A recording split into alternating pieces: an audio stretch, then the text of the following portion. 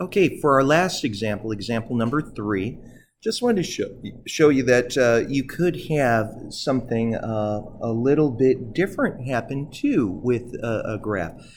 Cross out the original problem right here. We're changing it to y equals x cubed plus x.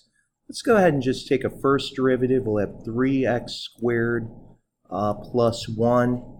By the way, you definitely could also take a second derivative too. You'd get 6x if we're interested in finding the concavity. What am I getting at? If you were to set your first derivative equal to 0, and if you were to solve, surprisingly, if you're on your toes, you're going to know there's no solution. X squared is never going to be something negative. And if you tried to take a square root here, you'd get something imaginary. There's no solution. What are we getting at? There are no critical numbers.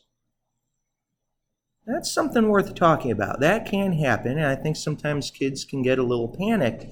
They can think, well, my goodness, what does that mean? Well, it means on the number line, your derivative is always going to have the same sign.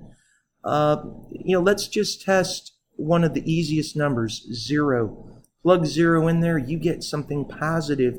It's positive everywhere. That means your function is forever increasing. Your function is going left to right, always moving upwards. So no extrema will be found here. Wow. Look, if I set my second derivative equal to 0, yes, you'd get a solution. Now again, this is not the second derivative test, but we're just going to test for concavity, and we're going to see if we have any inflection points. We could test a 1, we could test a negative 1, and again, we're plugging that into the second derivative. You can see plugging in a 1, you get something positive, indicating y is concave up. If you were to plug in a negative 1, you'd get negative 6. That means your curve is concave down. Now, at this point, I hope you can see that concavity changes at 0. If I were to plug in a 0 up into the original function, I would get 0. So we could say there's an inflection point of 0, 0. Because if we're naming a point, we want to name the x and the y coordinates, because f double prime changes from negative to positive.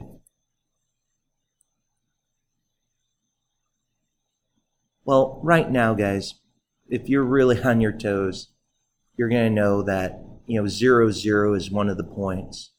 We're forever increasing. We're forever moving up. So what's happening? You can see we're going to be concave down like a frown as we're coming this way, but then the curvature changes. We're going to go to concave up, and we could plot a few more points to get more detail, of course. And it would only take a moment, say, to plug in a 1 and to see that you'd actually be at a 2 if you just wanted to throw in a tad more detail. If you threw in a negative 1, you can see that you'd be at a negative 2. You just wanted to add a little more detail. But no extrema, you only have one inflection point. And that wraps up a graph like number 3.